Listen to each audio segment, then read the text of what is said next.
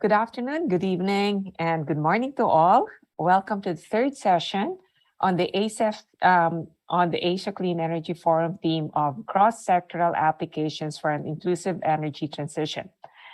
As you know, as this is the third session, I would just like to share with you that the first session explored innovative technologies and business models for electricity access, and the second session discussed green jobs, gender, and development. Today, our focus will be on cross-sectoral applications of renewable energy systems. We will hear of the activities and applications related to renewable energy in other sectors. So we will hear of biomass, conversion of biomass to carbon neutral diesel. We will hear of the equity considerations in mini-grids.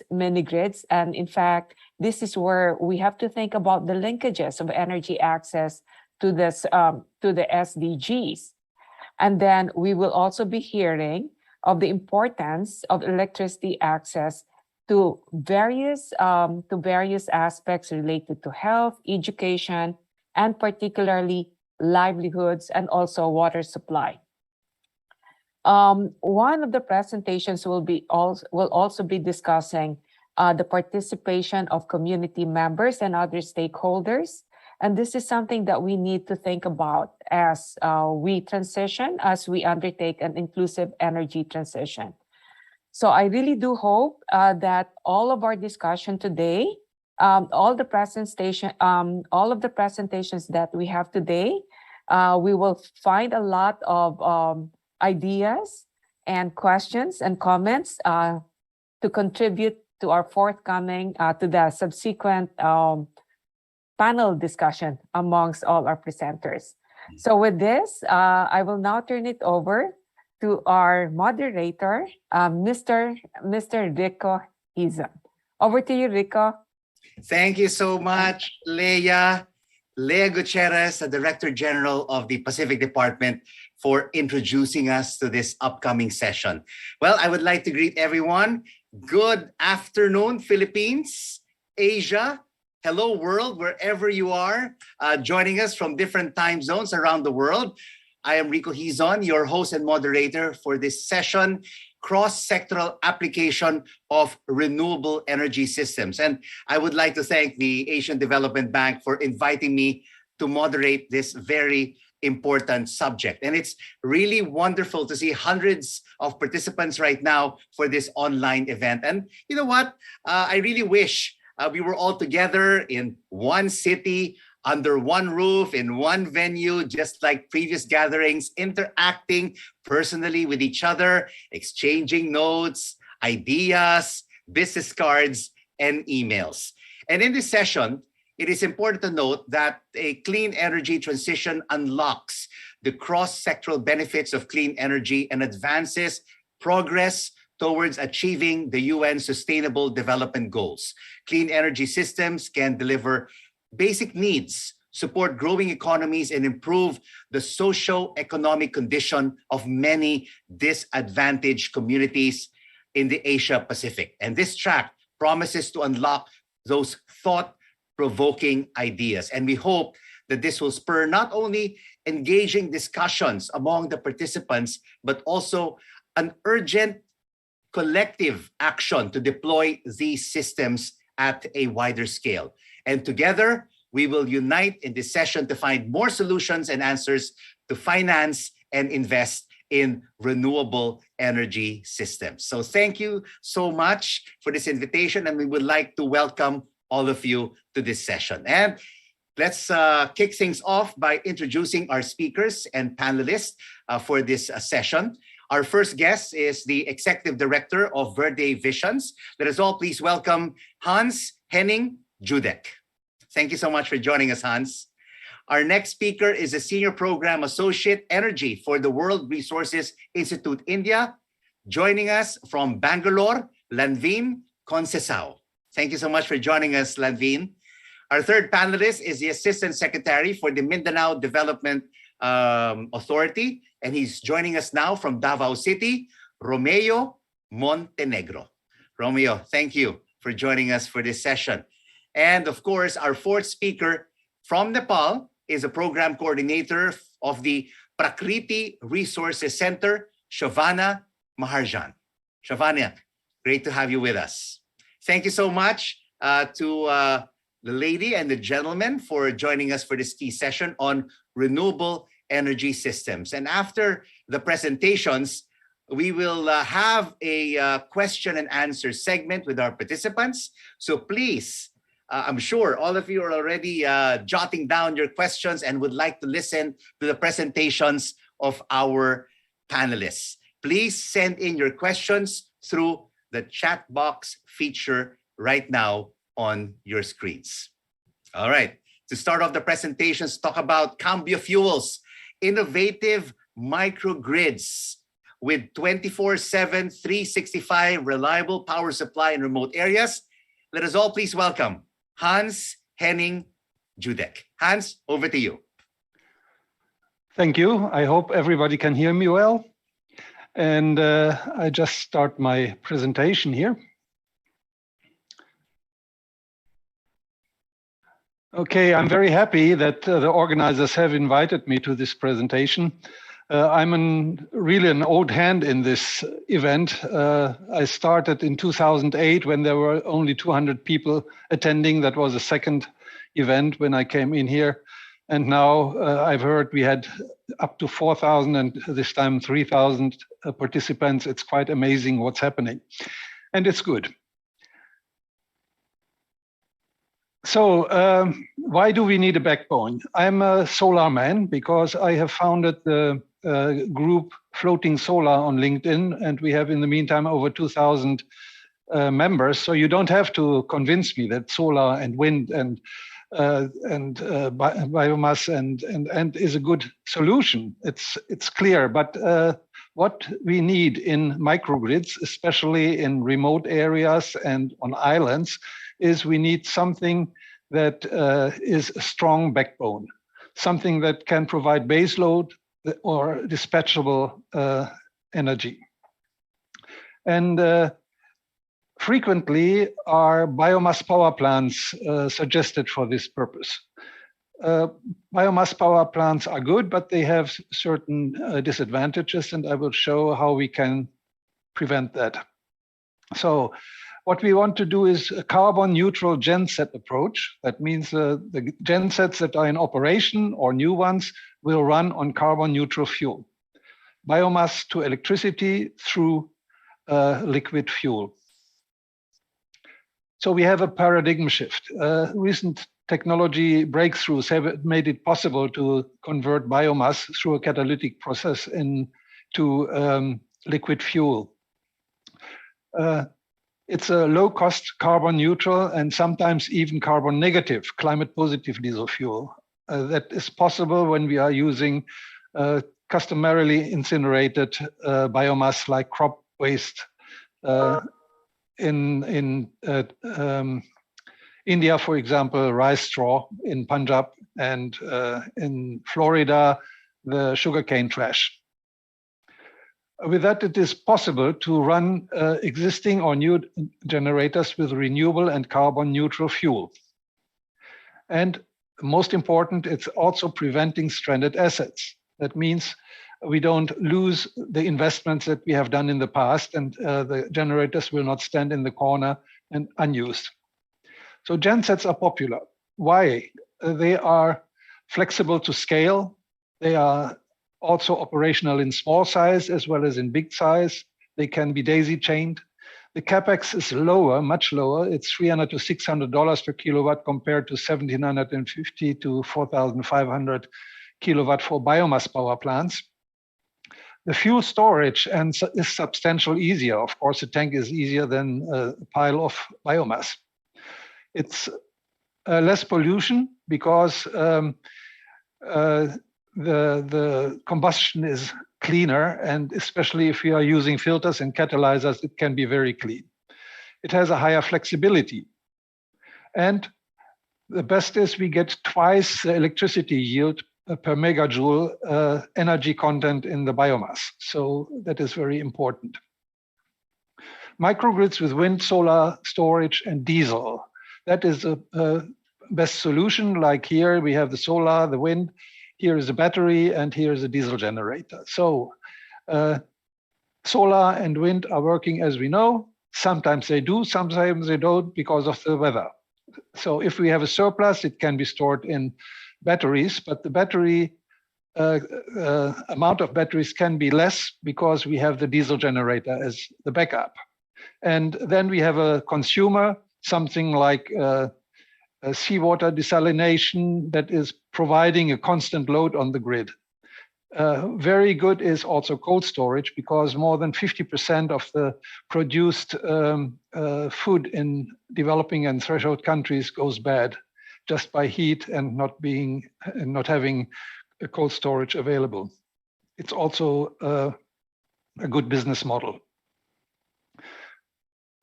So diesel gensets are normally using fossil fuels, diesel and natural gas, but our approach is locally produced diesel from lignocellulosic biomass. Preferably, we are using field incinerated crop waste. So for example, on the left side, we have sugarcane trash that is incinerated before harvest. And on the right side, that is a typical picture from Punjab in India. You have this tremendous amount of PM 2.5 and CO2 and carbon monoxide and methane, what comes out of this. And all the energy goes into the air completely unused. We want to try to prevent that in the future. We can use also other biomass like coconut husk and palm fronds, expired palm trees. We can use wood. We can use grasses, like on the left side you see that is Napier grass in the Philippines. My friend Denny Manayaga, he is showing the size of the humongous size. It's 6 months growth. We can produce huge amounts with these grasses. And how do we do it? We have a plant. We can convert biomass into carbon neutral diesel. That is a catalytic process that is cracking the long hydrocarbon chains in the lignocellulosic material into shorter chains, and you get a fuel that is almost from the tap usable for ships, and it can be further refined to be used in agricultural machinery, in trucks, buses, and so on. This is a 8,000 tons per year production facility. That is, of course, much too big for most microgrids. If you have a small community, what should they do with 8,000 tons of fuel oil per annum? Of course, if they can sell it, it's great. They have some additional income. Yeah, that's possible.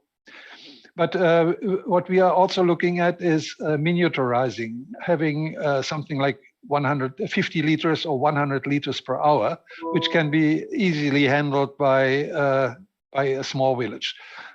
The paradigm shift is very large because we prevent a lot of biomass problems. That means the storage here, that has to be protected from rain and can also spontaneously combust, and we can store it much more compact in fuel. Why are diesel power plants good? We can have a fast start, we can provide base load, and we can do load following, which means it adapts to the energy that is provided by wind and solar. And the rest is here for grid connected. So anyway, simple, efficient, environmentally sound. Homegrown, renewable, carbon neutral fuel with diesel generators are the ideal sturdy solution for microgrids in remote areas. And I'm 5 seconds from end. Wonderful. Thank you.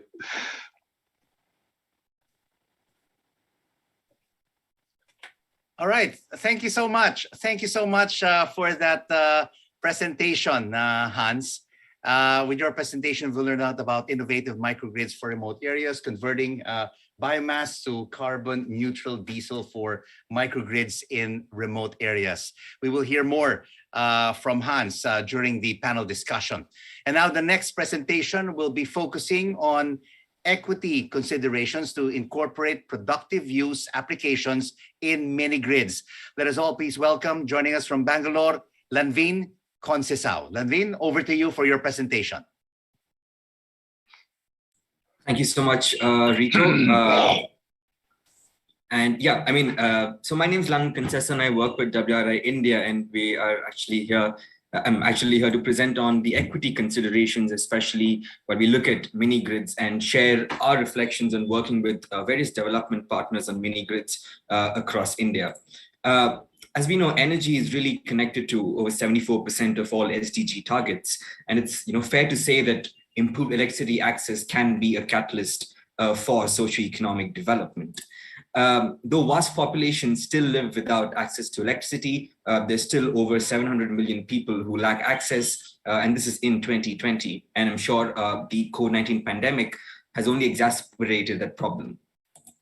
When we come to India, I think very recently, over the past few years, we've had the Saubhagya scheme in 2017, which resulted in a commendable effort of 26 million rural households coming on the grid by 2019. Of course, we say that there is 100% household electrification, but it is of only willing households. So the quantum of unwilling household is still quite large. There are also studies which indicate that this coverage of electricity does not always translate to adoption and use. And also the goal has been to extend the access or the reach of electrification, but not necessarily to improve the quality and reliability of power supply. Moreover, the SDG 7 targets, in India and in a lot of places have been limited to household electricity access, but it's equally important to focus on electricity for social institutions like health facilities, schools, for agricultural livelihoods, and for small businesses. And this quantum of, lack of electricity access has led to mini grid projects really being implemented across India. There being around 14,000 mini grid projects available. Why have they been favored? I think primarily has been due to the predictability of power supply. So rural households and businesses have the power when it's needed the most, and it is not unreliable as compared to the grid connection. And secondly, it's also quality of power supply, where these mini grids are being able to provide three-phase power to a lot of the high load machinery. Of course, the scale has been limited due to lack of 24/7 power provision in a lot of the mini grids, which are primarily based on solar plus batteries. And secondly, of course, is the power being charged at tariffs much higher than your conventional grid connections. So when you look at that in the aspect of equity from an economic and social lens, affordability is still a challenge, because connection and tariff costs of mini grids are still 4 to 8 times higher than what an urban consumer would pay to be connected to the grid. And therefore, the question is there a need for more regulation? In India, for example, the Electricity Act ensures that mini grid providers can establish rural distribution networks and charge tariffs higher than regulator approved distribution utilities. And so there needs to be more of a balance in terms of tariffs that we can bring in.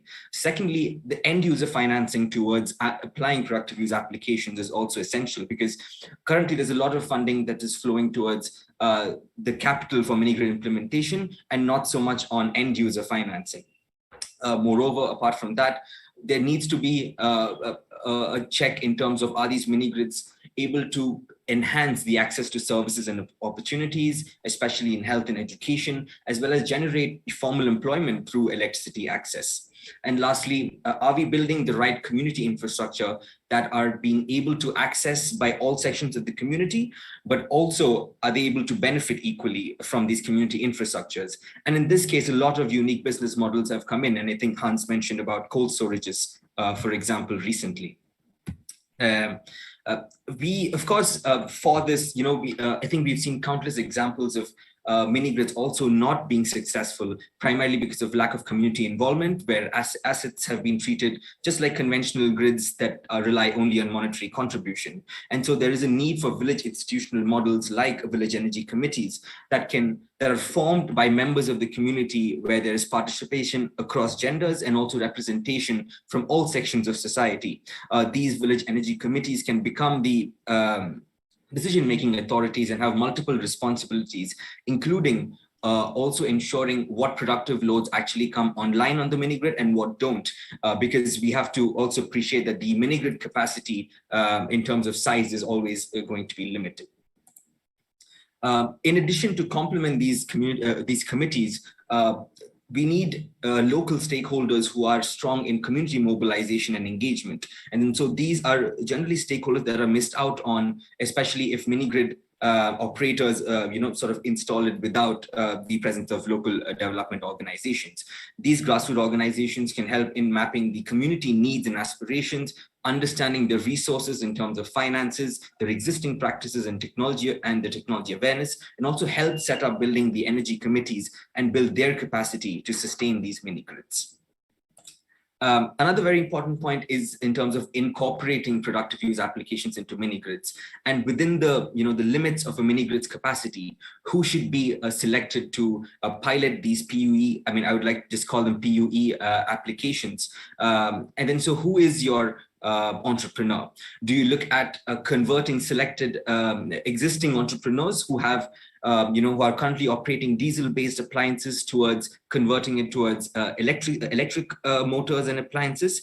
But then are you limiting yourself to really targeting the existing entrepreneurs who already have a source of income? Or do you look at incorporating and incubating new productive use applications with new entrepreneurs, thereby generating a new source of income and a much larger sort of socioeconomic impact for them?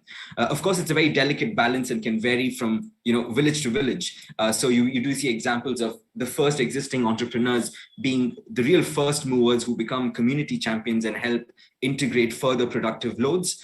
And that's sort of a model that has also worked significantly across mini grids.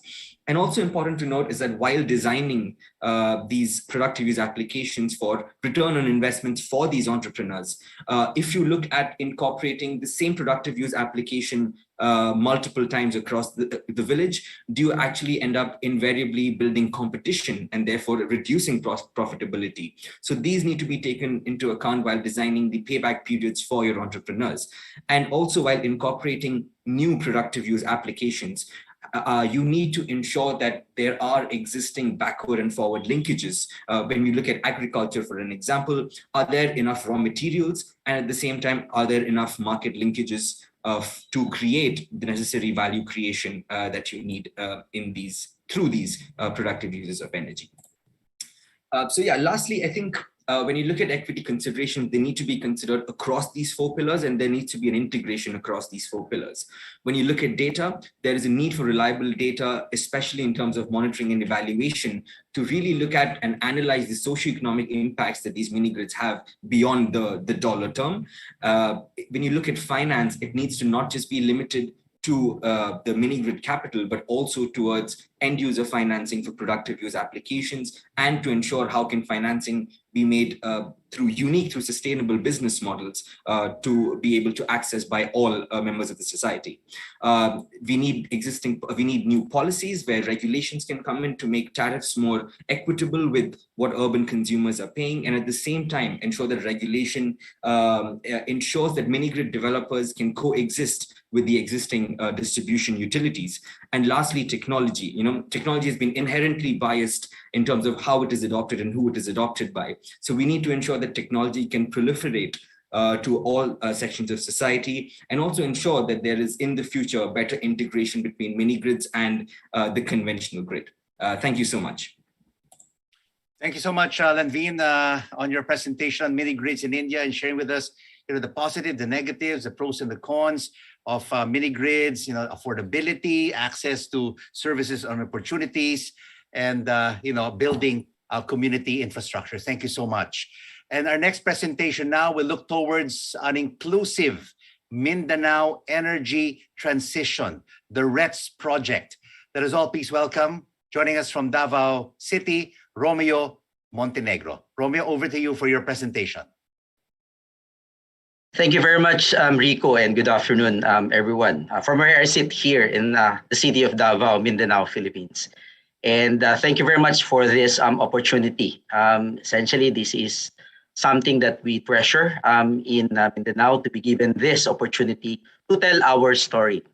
It is not every day that Mindanao gets a slice of spotlight in terms of positive stories. Rico, being a veteran news anchor, knows this well. And that's why every opportunity that Mindanao can be conveyed, communicated, seen in a different lens, especially in the context of how we are doing on our own effort along the lines of energy transition. And therefore, this is something that we're very much proud of. And let me walk you through at certain point of many efforts along the lines of energy transition measures being undertaken right now here in Mindanao. But first, allow me to make you understand the forests before we look at the trees. Why Mindanao? Because essentially, apart from just being part of the Philippines, Mindanao is so much closer to its neighbors in ASEAN, particularly Brunei, Indonesia, and Malaysia, and therefore stands the chance in terms of accelerating ASEAN integration, no longer as the country's backdoor, but the Philippines' gateway to ASEAN economic integration. But why renewable energy? Well, definitely it's because about a decade ago, Mindanao used to be a showcase of renewable energy for the entire Philippines, with 70%, 30% energy mix in favor of renewable energy. We derived majority of our energy supply at that time from our dominant hydropower complex. In the first ever solar power plant on an industry scale and grid connected built in the Philippines was here in Mindanao, in northern part of Mindanao as well. However, through years of expansion of our economy, the mushrooming of industries and property development, plus the expansion as well of our agribusiness, had resulted to a spike in demand of electricity. And that's why the need to add more capacity to the Mindanao grid. But what happened, however, is that it resulted to a complete reversal of our energy mix from 70-30 in favor of RE to 70-30 in favor of fossil. More than 2,200 megawatts of coal-fired power capacity alone was built, installed, commissioned, and now kicking in power to the grid in Mindanao in the last 5 or 6 years alone, thereby reversing already our energy mix. That's why moving forward, we have to tell the story of why we need in Mindanao had to go through energy transition that is not only connected to the grid, because those that are connected to the grid can be done, pursued by the private sector, can be pursued with the support of enabling policy. But when we looked at trying to make it inclusive, we have to look at where the off-grid areas, the isolated areas, can contribute towards that goal. That's why this is how we frame it under the Mindanao 2030 Framework Development Plan. And also with the Mindanao Energy Plan in a smaller section, factoring or capturing the Bangsamoro energy peculiarities under the Bangsamoro Energy Plan, where we're looking at a diversification of energy mix with the acceleration of RE, and so that we will have a reasonably priced and sustainable power from Mindanao from 2030 and beyond. Now, moving on further down to the Bangsamoro region. This is an area in Mindanao that decades ago had to go through on and off conflict up until the eventual signing of a peace agreement, and now the institutionalization of governance under an autonomous setup. However, in terms of electrification, these are areas that up until today are still going through 12 hours a day of electricity availability, because these are all powered 100% by diesel. That's why they now are being made as focus, center of attention in terms of our efforts towards energy transition, particularly on the off-grid areas. But apart from just installing electricity so that there's lighting every household, we have to look at how every single kilowatt is being made to translate into improving their livelihood, particularly in terms of their agriculture output and aquafisheries output in these areas where applicable. And this is exactly how we frame it in terms of the link between water, energy, and food in Mindanao.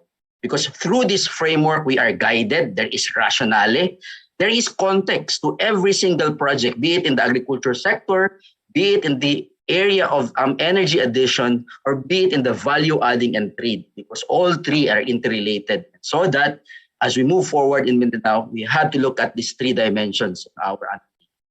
Why agriculture? Because Mindanao is the country's food basket. Investing in Mindanao as such is key to national economic recovery. With over 43% of the country's food trade, 1/3 the country's farm area is in Mindanao. 8 out of top 10 exportable commodities of the Philippines come from Mindanao. That's why we are number 2 in the world in terms of banana, next to Ecuador, and that's just Mindanao. We are top 3 in terms of seaweeds, next to Indonesia and China. fourth in pineapple, seventh in rubber, eighth in tuna, so on and so forth. That's why it is our inherent strength. Therefore, it makes sense for us to look at renewable energy being linked to our agriculture strength in Mindanao. Now, why Tawi-Tawi? This is the Philippines' gateway to the BIMP-IAGA. It's a small ASEAN grouping of 4 countries, but only focusing on the border areas. And in this case, it does not include Visayas and Luzon, but only Mindanao. Mindanao, particularly the areas that are very much proximate to our neighbors, particularly in Malaysia, Indonesia, and Brunei. Tawi-Tawi also leads the Bangsamoro region in terms of producing the country's seaweeds output. 10 of the 11 municipalities of the province of Tawi-Tawi account for 1/4 of the country's total production of seaweeds. That's why moving forward in terms of what opportunity can be worked out, what expansion can be framed, what development projects need to prioritize, had to be seen, framed in the context of where is Tawi-Tawi, not vis-a-vis Mindanao and Philippines, where is Tawi-Tawi in the larger context of ASEAN integration, in terms of connecting the production areas of Tawi-Tawi to the manufacturing centers of Malaysia, and the further value adding towards a bigger market abroad, such as Philippines. This is how we are linking the strength of Tawi-Tawi to this bigger sub-regional and ASEAN regional grouping. Why Tawi-Tawi? Because it is the country's least electrified province. Imagine at only 21% electrification level. The 2 towns subject of this project, Sitangkay and Siputu, with over 33,000 and 30,000 population respectively, only has about 11% for Sitangkay town and 30% for Siputu electrification, with even less than 20% of water access. Yet, these 2 towns account for 1/4 of the country's overall seaweeds output.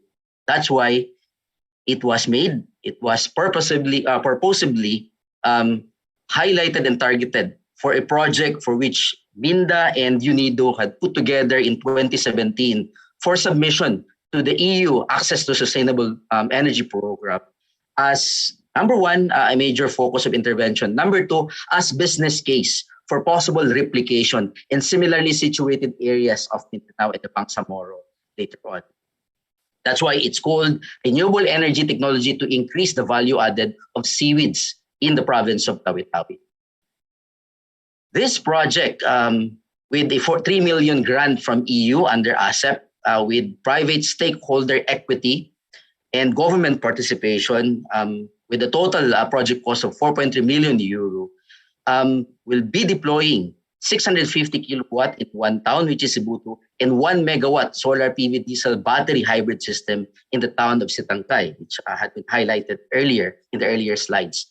And essentially also to include a design of water supply system integrated into the solar hybrid facility.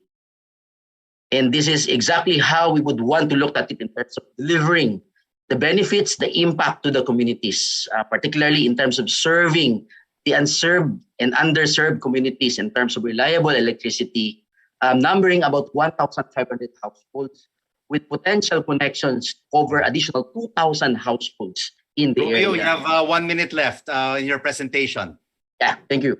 And integrating water supply in the entire setup, and eventually contribute towards increasing the value added of seaweeds, improving the livelihood and revenue streams of the seaweed farmers in the area with the availability of such facility. But this is going to be pursued under a continuing partnership with several other entities. And this is where we are proud that Minda is part of what we call the Green Force, an 18-agency cooperation that works on tapping into international financing institutions to fund, implement renewable energy transition projects in Mindanao. But all of this definitely is going to be very difficult to undertake and carry out and accomplish. But if all together we work as one, there is possibility that we can achieve energy transition here in Mindanao. Thank you and good afternoon. Thank you so much, Romeo. Indeed, there's a lot of potential for renewable energy systems in Mindanao. And in the panel discussion, we will also find out if these projects that Romeo has mentioned can be replicated or scaled up in other areas in the Philippines. Is there a viability for public private partnerships. And now our final presentation will delve on multi-actor partnerships for inclusive in energy transition. Let us all please welcome Shovana Maharjan, joining us from Nepal. Shovana, over to you.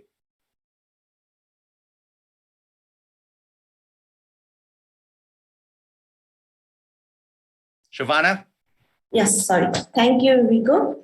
Good morning, good afternoon, good evening to everyone. This is Shovana Maharjan from Nepal. I work for the NGO named Prakriti Resources Center.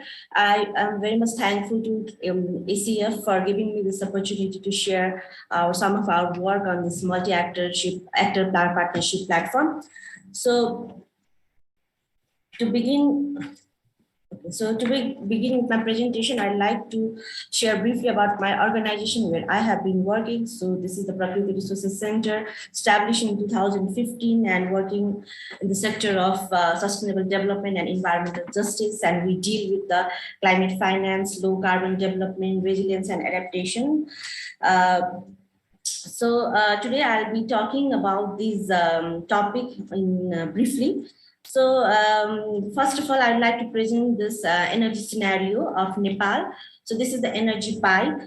Here you can see the 62% of people in Nepal are still consuming or using the fuel wood as their major source of energy. And only about 4% are using grid electricity and 3% are using renewable. So still more than 68% households are using traditional biomass like firewood, agriculture residue and dry dung. And from this, you can clearly see that people are using the kind of energy which are considered not clean, which impact on environment as well as their health. So this is the energy pie, or sorry, this is the energy ladder I'm showing you, and it is it basically it shows the dealing with the cooking sector also. Here I want to show you that as the people tend to shift from the from traditional or dirty kind of energy source to the cleaner one. It's totally depend upon their economic status. Once they are good in their income, they tend to shift toward the cleaner and modern form of energy. But for Nepal, Nepal has no time to climb one step at one time in this energy ladder, because the reason, like, we are already in trade deficit because we are importing a lot of petroleum from our neighboring country, and we have our own priorities and commitment for the NDCs.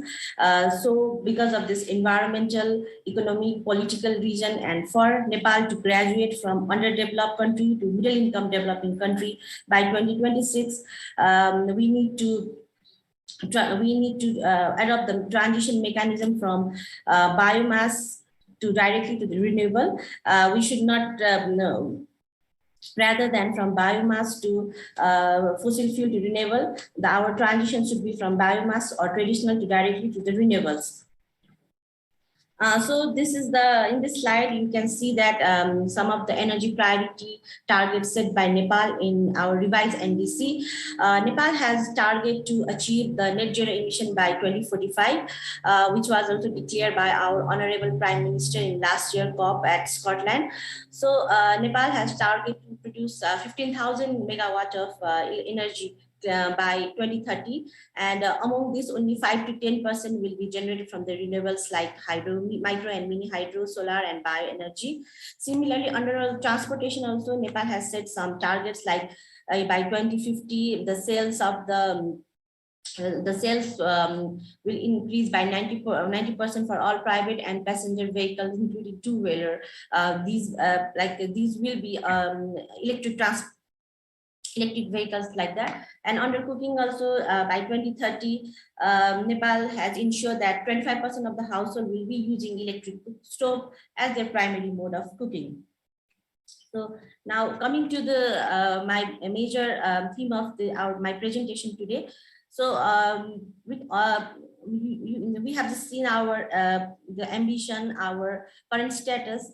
So for this, to solve these issues, so this multi-actor partnership for 100% renewable energy has been conceived. So this is a 3-year program supported by Germany, Germany's Federal Ministry of Economic Cooperation and Development. And this is being implemented in Uganda, Vietnam, and Nepal. Under this program, we have 3 phases.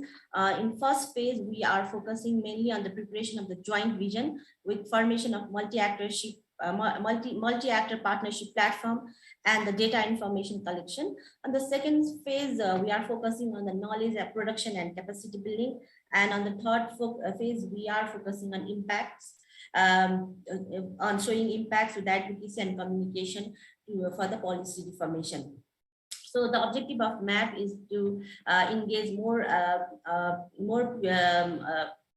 stakeholders who has been working in this climate change and renewable energy issues to develop the country's pathway for the transition, just transition. We are not here talking about only the energy transition, but we are also looking after the social and economic dimension of the dimension and the livelihood of the people while this transition will occur. So we are also some of our other major objective of this program is to develop the technical scenario for 100% RE by 2050 and do some national advocacy campaign as well as to support the political dialogue on enhancement of NDC of this country. So what is MAP? So MAP is the multi-actor partnership platform. It is an informal platform of the organization and experts who are working in the field of the renewable energy and climate.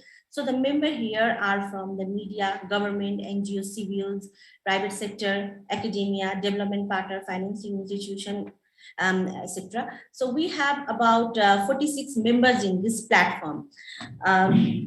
So who are been working in this RE and climate change sector from very long time. So why this MAP is important?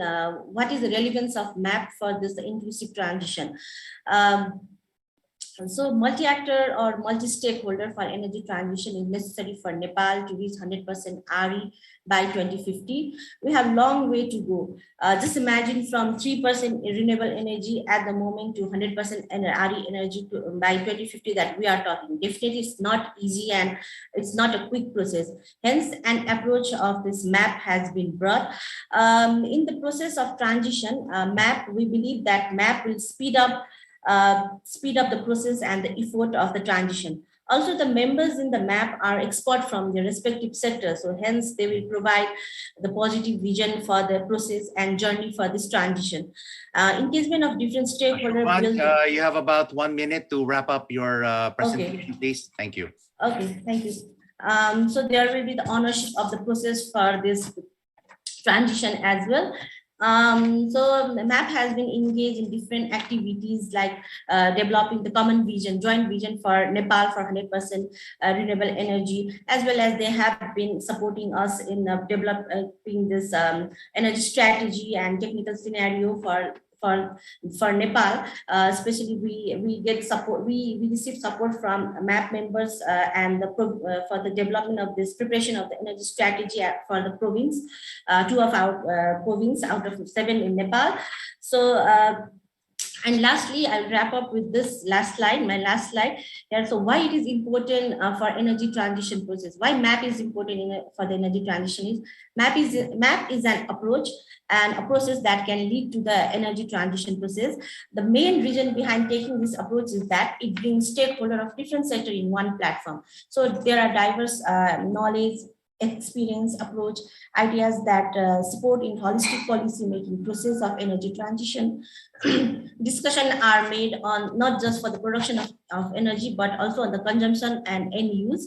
MAP brings policymaker and practitioner together in same platform for the discussion and learning each other's opportunities and challenges. And MAP doesn't discuss only about the technology, but also the socio-economic dimension in the process in the energy sector for the dialogue and discourse. And lastly, for the effective decision making and improving accountability of all in the energy sector, MAP approach is very important. Thank you very much. Thank you so much, Siobhan, and to our speakers for all of your in-depth and comprehensive presentations. So now we will get into the panel discussion with all of our four speakers, and we begin with Hans. And Hans, you were talking earlier about converting biomass to carbon neutral diesel for microgrids. Is there enough, though, biomass supply available for a meaningful conversion? Yeah. To give you an overview, a couple of years ago, there was an ongoing discussion how much is available with terajoules, and there was a wide gap of guesstimates. Yeah, nobody really knew. In the meantime, thanks to NASA, we have the possibility to really estimate pretty clearly how much is available. For example, for biomass from crop burning. That is a serious problem. The maritime industry is emitting about 600 million tons of CO2 per annum, the whole industry. The agricultural industry is, that's 3% of the world's CO2. The agricultural industry is emitting 10%, so it's a lot more. It makes good sense to reduce this kind of CO2 emissions by utilizing this material, convert it into fuel, and then run the ships on this. We can actually... But Hans, why do you propose using diesel generators? Aren't batteries enough?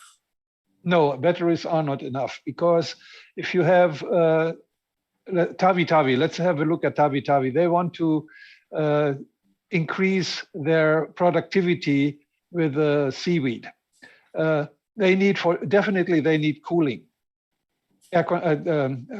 cold storage, cold storage, and that cold storage cannot be driven by batteries alone, especially if you have volumes.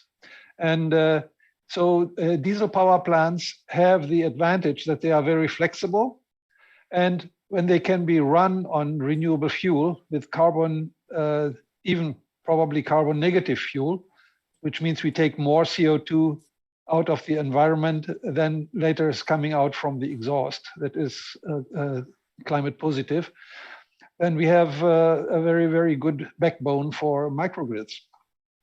And your response, Romeo, to what Hans just mentioned about diesel generators versus batteries? Well, that's why we have an integrated hybrid system being put together in that project in Tawi-Tawi of solar, battery, and diesel as one entire portfolio with components being put together. Because there are attributes, unfortunately, that are superior in terms of diesel, in terms of black start, in terms of it being able to run anytime that it can be started. Battery is incumbent on whether or not there is available charge in it. And solar definitely is incumbent whether the sun is shining. And so this entire equation of hybrid setup is most ideal. The good thing about what Hans stressed is that it may not necessarily have to be fed with diesel, the conventional fossil, but renewable diesel, as he has stressed.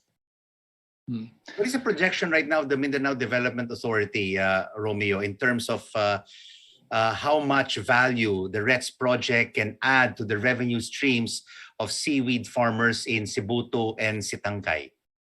Once up and running, we're looking at possible commissioning of these two solar-powered plants hybrid in these two towns by November of this year. And we're looking at seaweeds farmers and traders being able to measure out later on cost benefit to them.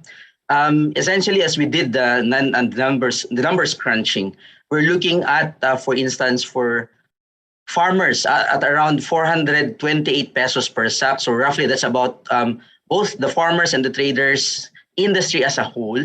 That's about 12 million pesos additional revenue stream for them. Or that's around more than 120 million pesos a year in terms of additional revenue stream once electricity and water had been made available 24/7 in these two towns, the value add the seaweeds. Access to water, how is that being worked out, given that it is a crucial component to seaweed's value adding? Thank you for that, Rico.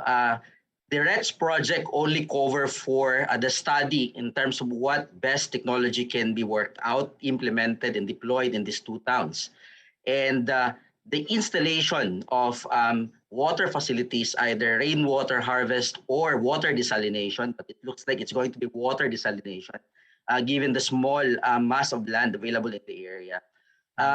We are currently working with UNIDO for another round of possible funding by Climate Adaptation Fund in Tawi-Tawi, particularly Sibuto and Sitangkay, for another project, this time by Climate Adaptation Fund, for the installation of a water desalination facility, such as for Sibuto and Sitangkay, not just for potable water or sources of water for drinking, but water for processing and value-adding seaweeds.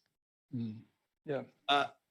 Yes. There we go again with diesel. So if we can use the biomass, if we can use the biomass that's available there in Tawi-Tawi or in the neighboring islands, for example, coconut palms and other biomass, you can produce your own diesel on the ground in Tawi-Tawi and the neighboring islands. That's the idea behind my presentation. All right, thank you so much, Hans. And Lanvin, let's go cross over to you. In your presentation, you spoke about the need for data. What key performance indicators or KPIs are needed to be measured for mini-grids?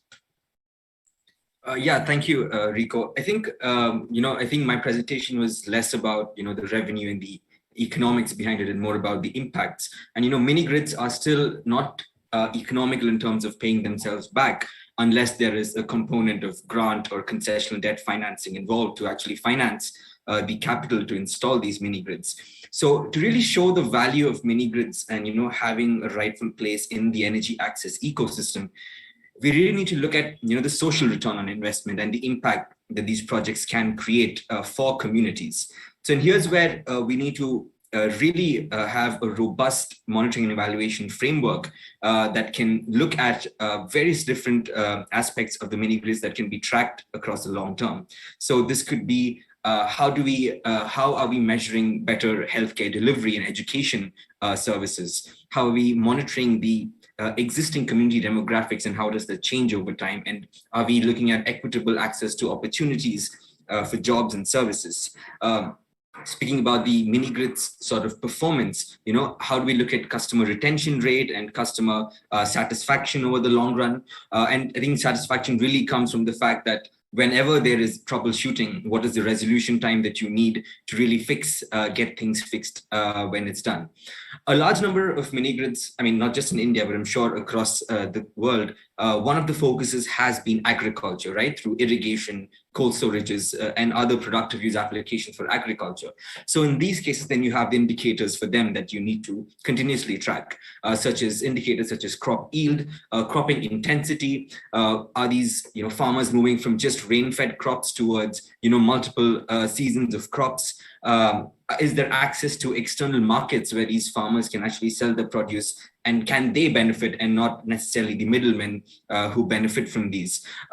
Most importantly, especially for women customers, is there a reduction in drudgery, and is there time saved that is being used productively or for entertainment? And lastly, of course, the big picture on carbon emissions reductions and how are you tracking them over the years? Are you still integrating a diesel generator, but is solar PV and batteries helping you reduce the usage of your diesel genset, like something that Hans mentioned? So yes, multiple things that need to be tracked, and there needs to be a proper framework and process in place to ensure that these are tracked beyond just donor commitments, which can span a year or two, because these mini grids need to sustain themselves for 10, 15 years going forward. And is there a case right now for integration of national grids and mini grids? Well, I think there are two challenges. One is technical and one is regulatory. So I think when you look at, yes, you can complement the infrastructures via parallel distribution lines. But when you look at integrating the mini grids with the conventional grids, there are a few technical challenges which get thrown up. The issue of safe interconnection of the grid at the right frequency and phase. Maintaining the frequency and voltage for both mini grids and utilities. Challenges of grid instability, possibly due to the intermittent power production of solar PV, for example, in mini grids, and the need, of course, for specialized hybrid inverters that can export power to the grid, but also run without using the grid as a reference. So there has been innovation across these, but then, they have been limited to pilots and not necessarily scaled yet.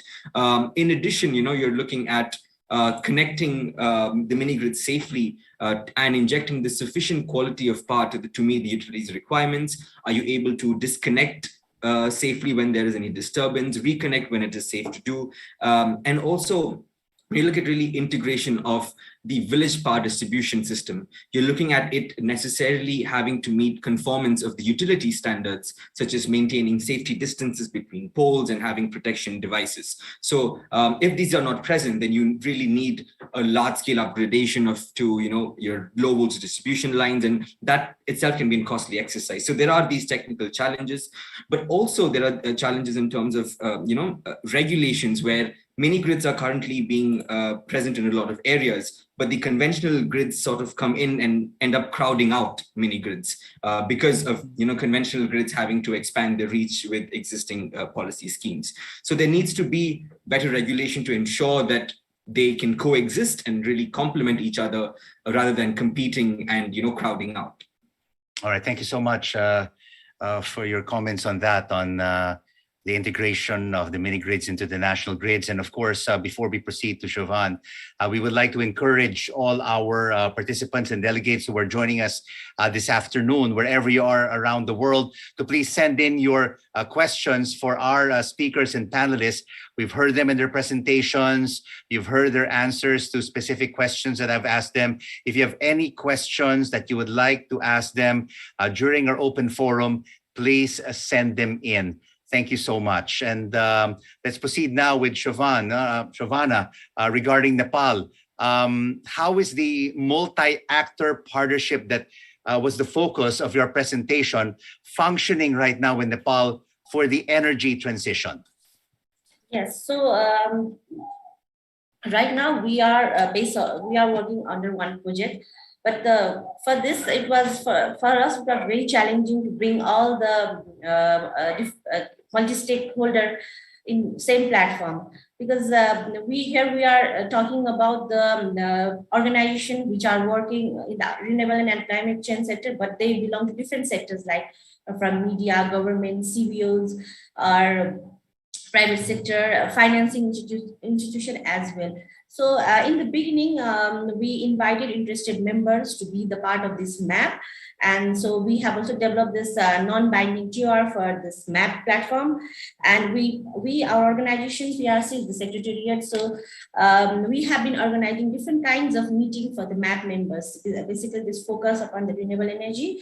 So we and discussion are made on like specific topics like e-cooking or electric cooking or electric transportation or renewable energy vision, all the possible topic that will lead this discussion or this transition more toward the easier path. So for developing the common vision of the Nepal for the common vision on renewable energy for Nepal, and for developing this technical scenarios for the 100% renewable energy and different energy planning process, the MAP has been actively engaging. So they have been providing their expertise, their knowledge, their guidance to all the project activities. So still we have some time left, but the MAP members they have been very supportive, and they are also, based upon their experience, their knowledge, they also contribute in developing different publications on renewable energy. So this is how we are engaging. How do you ensure the sustainability of this multi-actor partnership?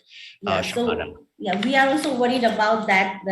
But we found that some of the MAP members are very interested, and they are very committed. I will not say all MAP members, because they have their own priorities, but really some are very interested. So So they have also appreciated this forum for this initiation as well.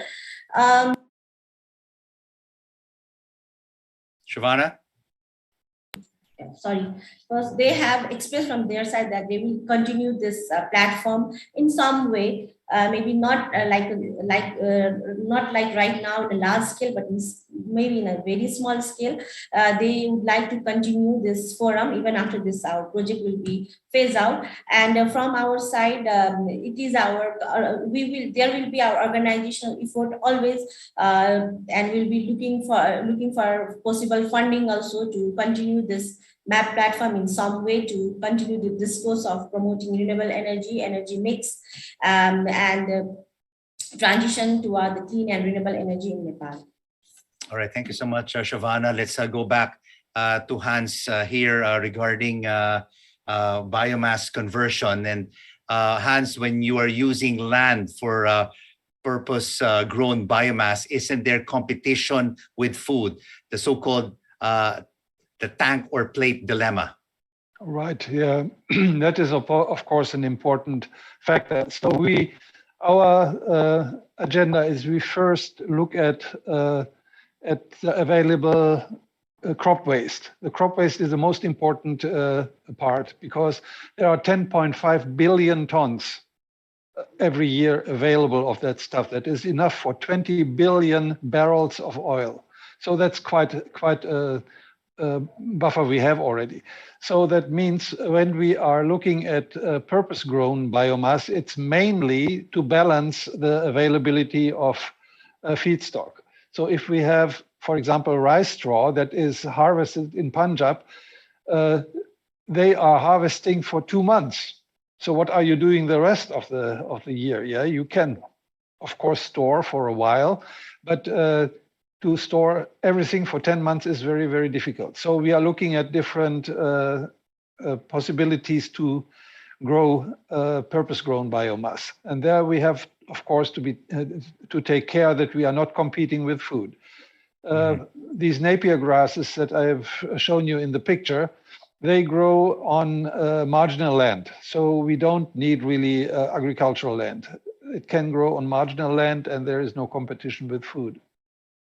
And of course, when you convert biomass, Hans, it all boils down as well to cost investment. I mean, what about the cost of producing the fuel, and who will be paying for it? Yeah, okay. The cost for producing the fuel, of course, it has to come from somewhere. So like with solar, they have also fees, electricity fees per kilowatt hour, and we have the same model. The good thing is that people can work in this system. So they can, for example, collect the waste material, they can prepare the waste material, they get paid for it. So there is an added economical value from the existence of these machines in the community. So there is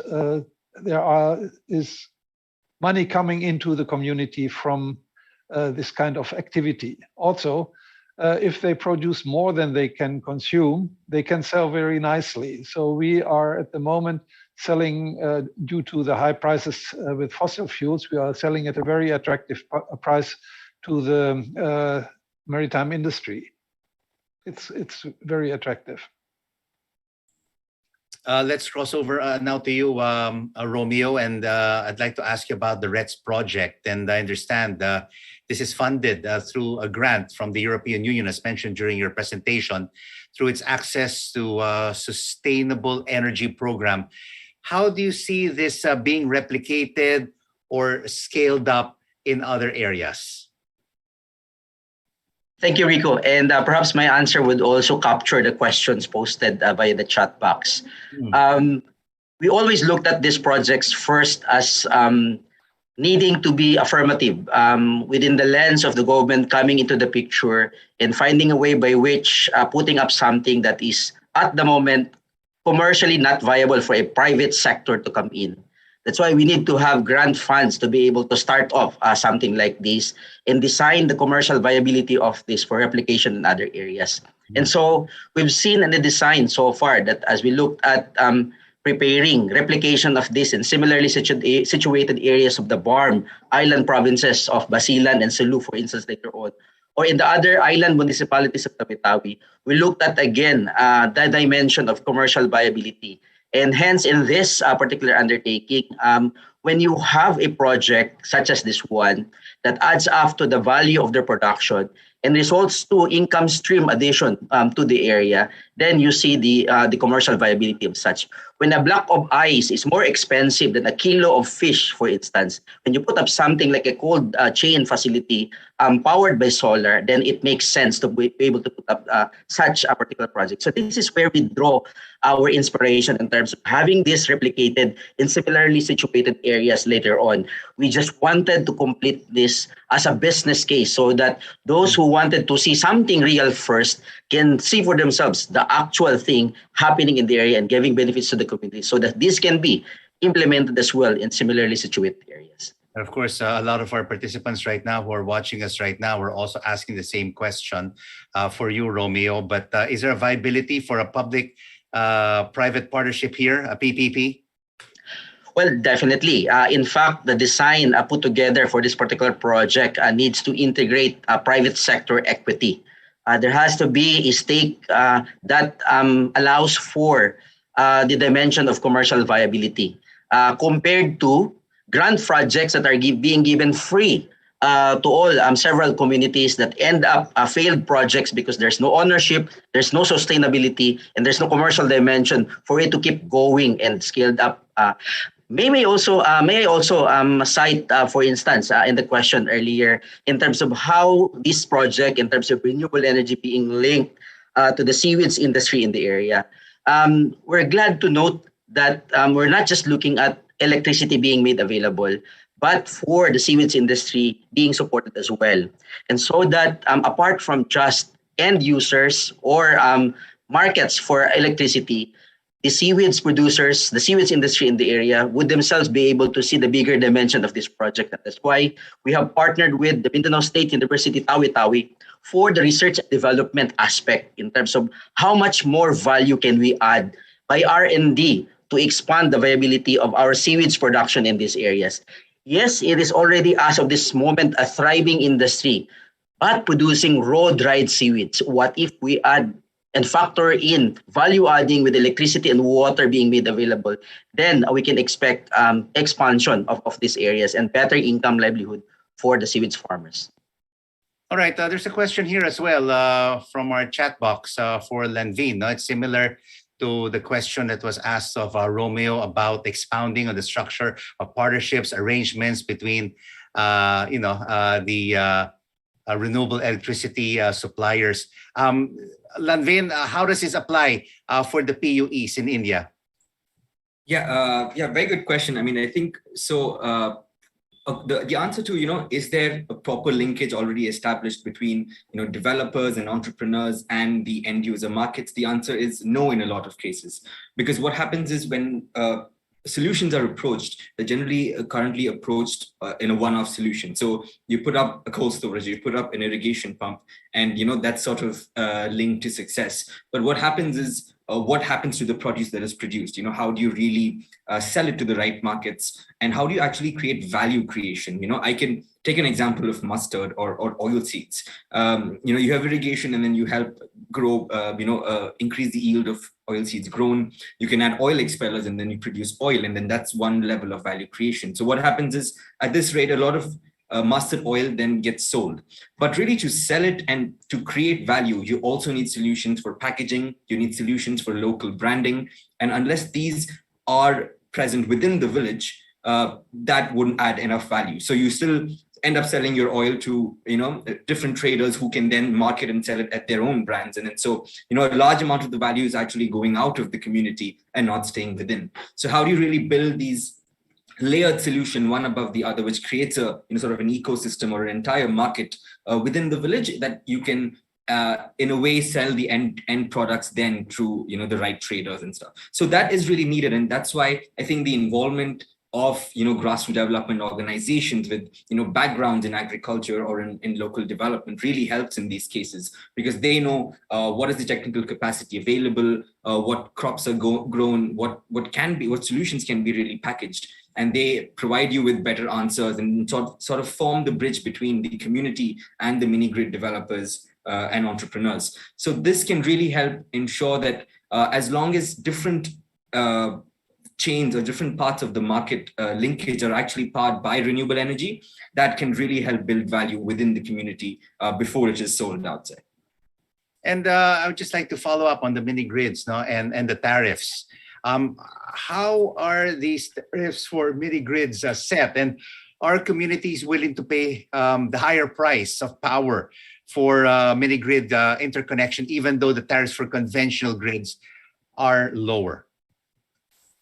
Yeah, I mean, important question. I think the answer is yes, to a great extent, that users are willing to pay higher costs, but that's to a great extent has been because of them not being exposed to actual grid connection, which is reliable. So you're either faced with an unreliable grid, or you're faced with no presence of grid. So to you, your frame of comparison is previously being reliant on purely on diesel as a fuel, or being reliant on kerosene lamps for lighting. So in comparison to that, mini grid tariffs do seem economical, because what happens is tariffs then get designed using in a very co-creative approach, where communities are important stakeholders in designing these tariffs, where tariffs are developed. Yes, they're more expensive than conventional grids, but they are developed much more economical as compared to their existing options, which is diesel fuel for running their productive use businesses, or using kerosene lamps for lighting their houses. So in comparison to that, we do end up with tariffs which are higher, but which users are willing to pay. But there's also this, of course, this higher tariff leaves a risk that if the grid comes in and is extended to the village, and if it is reliable, there is a high chance that these communities might end up switching over from the mini grids to the grid. So that is always a risk that needs to be better mitigated through better policy frameworks and better enabling environments for the mini grids and the grids to exist. There's a response here, no, for Romeo. Great response to the question earlier, and we are trying to develop this industry in more Pacific countries, not to compete with Mindanao, of course, but will there always be growing demand, especially since we are now facing food insecurity in many places? Are you willing to lend your knowledge and your expertise and how you're developing reps to other countries, Romeo?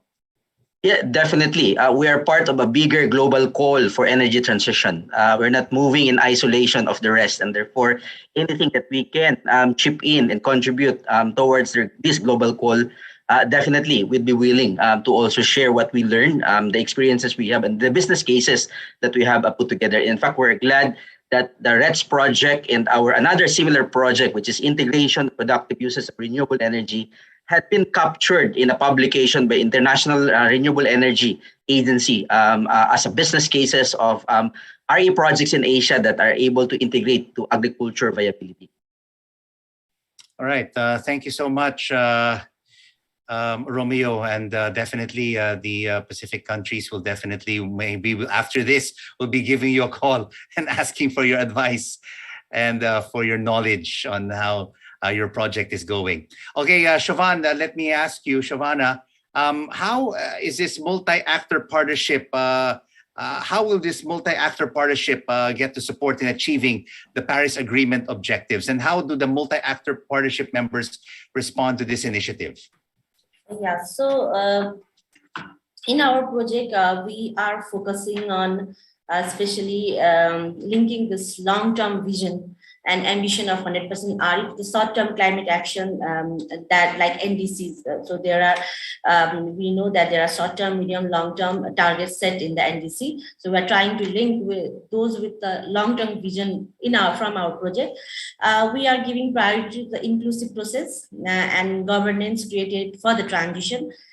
We are also discussing about the renewable energy mix and strategically, and how can we diversify them in the strategically.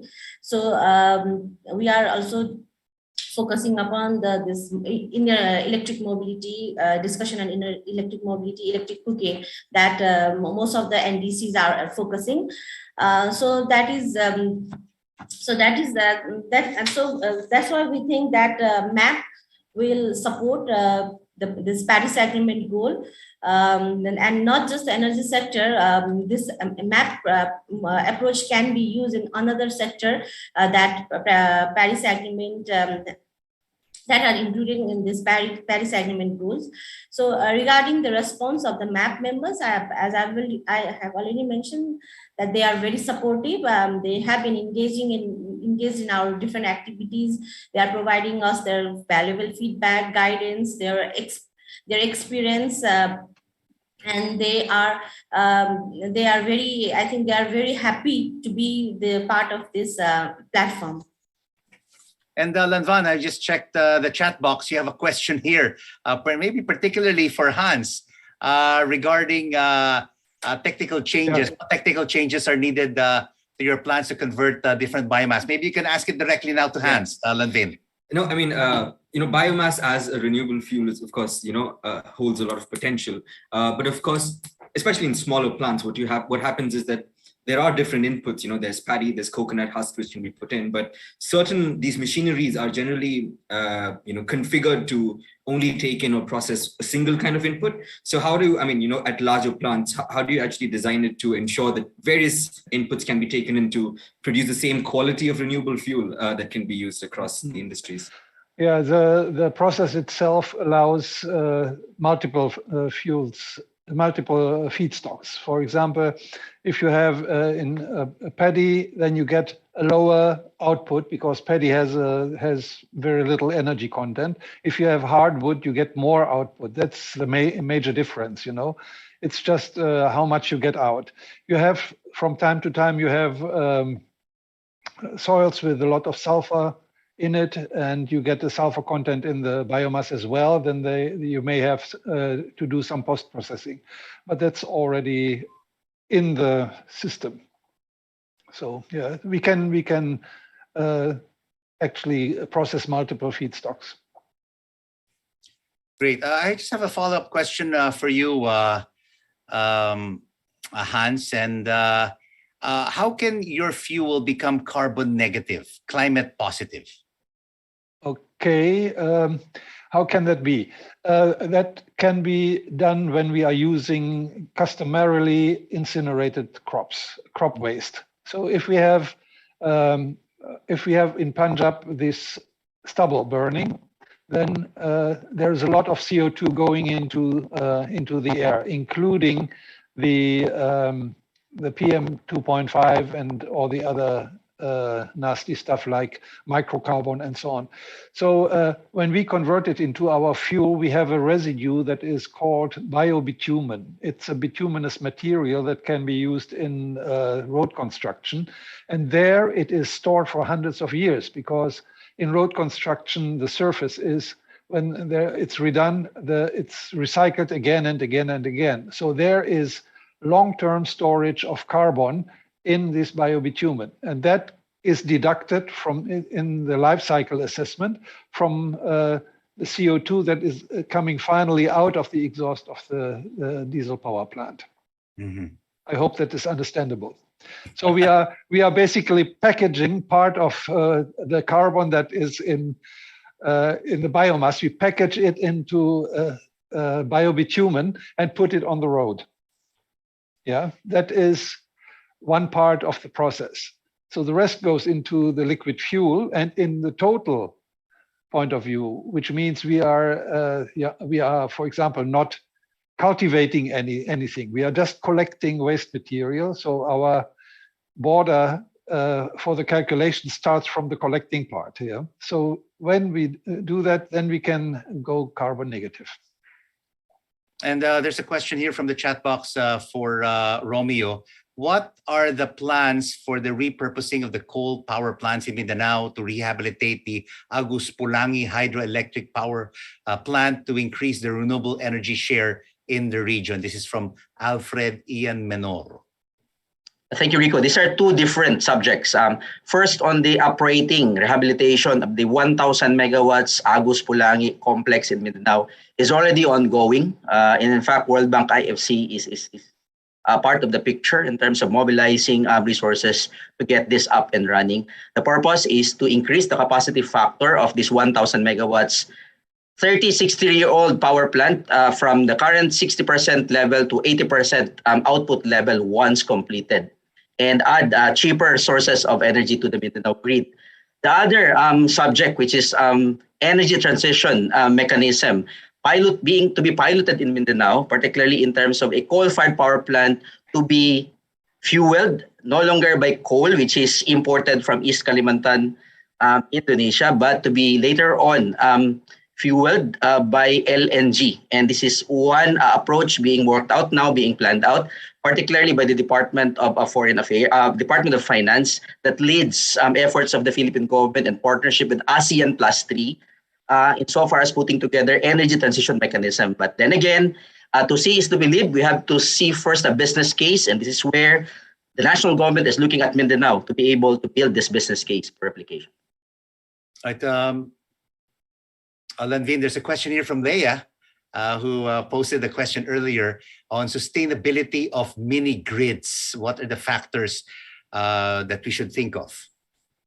Yes, lots, I think, but a lot of factors to think about. But I think fundamentally, the first factor is enhancing mini grid utilization. Whenever mini grids generally come online, what happens is that they're firstly built to connect to households. But really, that only meets around 20 to 30% of the utilization of the mini grids. And there's a lot of space where energy can be further added in terms of productive use of application, social institutions, etc. So over the years, how do you really enhance the utilization of these mini grids so that, importantly, that actually leads to better collection of tariffs and also in one way assists in cross-subsidization so that households can actually get power for cheaper as compared to the power for large-scale businesses within the mini grid application. So that's of course one point. Secondly is the involvement of the community to actually bring up these productive use appliances. And also operation and maintenance. Because what happens is that financing really comes at a layer of capital cost, but who is really financing the operation, the sustenance, and the maintenance? Is the tariffs that you're collecting sustainable enough to pay for the mini grid operators, to pay for the maintenance, to pay for replacement of batteries over, after 5-6 years? So this financial sustainability either needs to be really built in, and also becomes a very important component of tariff. Of really, sort of estimating and building your tariffs in the first place. So how do you build the financing towards the operation and sustainability becomes an important aspect, and how do you, and that really needs communities to be, owners so that they can really ensure tariff collection, but also ensure that the mini grids are maintained. The importance of mini grid operators being available cannot be understated, because you can't have operators who come in, install and leave. You need operators who are available at all times to really troubleshoot, to be able to rectify any technical mistakes and really support the community in continuously running these mini grids in a sustainable manner. And lastly, I think, of course, is incorporating the productive use applications. How do you incorporate applications that are really generating incomes for the community? Because if they don't see value in running these, then they will really just move out of the grid or move out to other occupations. So how do you really build productive use applications that are equitable and really sustainable for the individual entrepreneurs that eventually will lead to sustainability of the mini grids? Very comprehensive. Thank you so much, Lanvin, on those points that you mentioned on the sustainability of the mini grids. And of course, the comments and in response of Hans has triggered another follow-up question for you on the climate impact of using biomass, Hans. How do you ensure sustainability of the fuel source, especially for land-constrained countries and where there are competing uses of land? This is also usually increases the costs of biomass fuel and the land on which it grows once a power facility is built. Hans.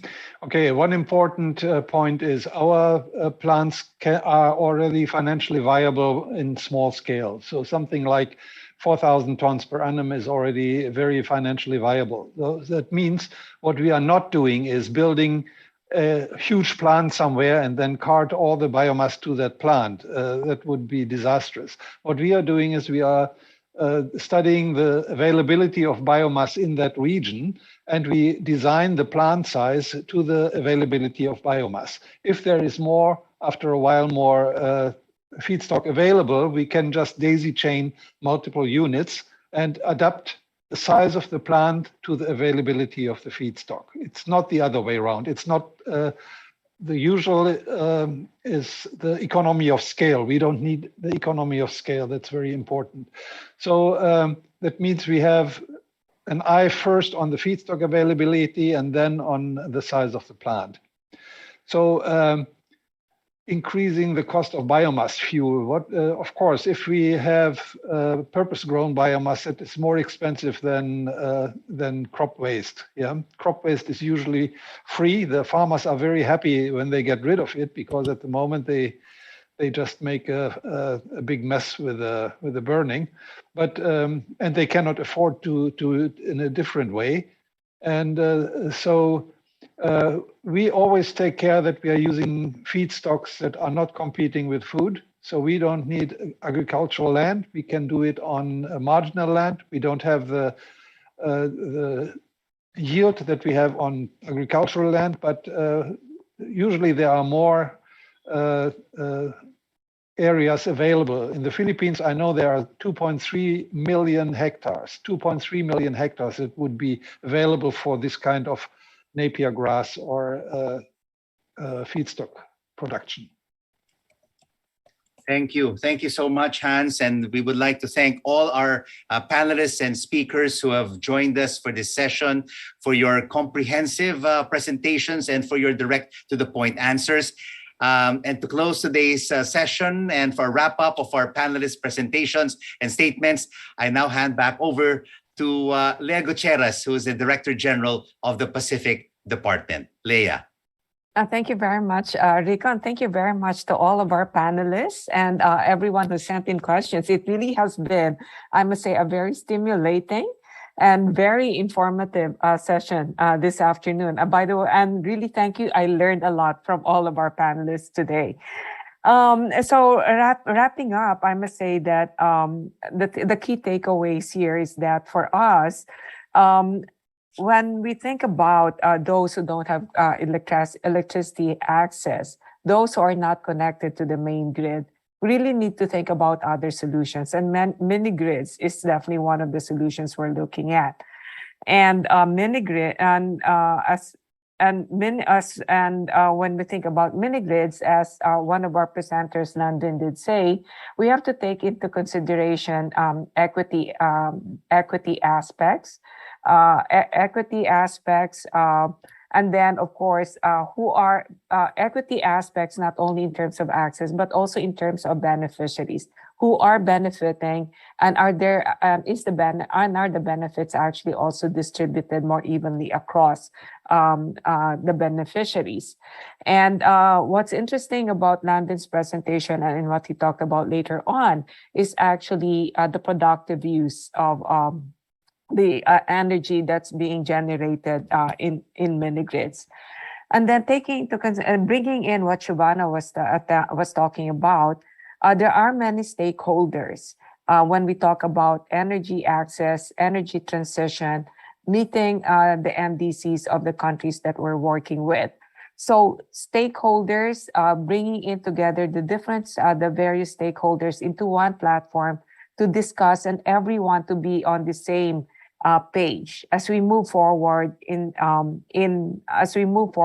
energy transition and really reducing our carbon footprint in the energy sector. So we really all need the different stakeholders. Really has to be a multi-stakeholder approach.